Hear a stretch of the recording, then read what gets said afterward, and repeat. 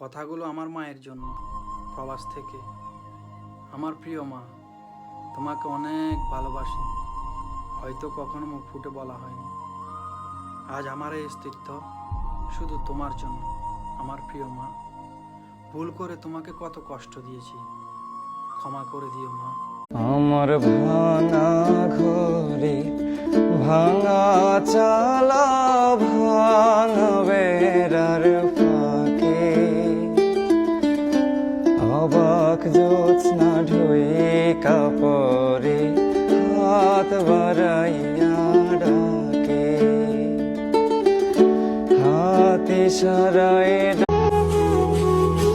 বন্ধু, বানাইছো নাকি পাসপোর্ট? আসবা নাকি স্বপ্নের প্রবাস? যখনই ছাড়বা দেশ, তখনই বুঝবা কেমন লাগে বিদেশ।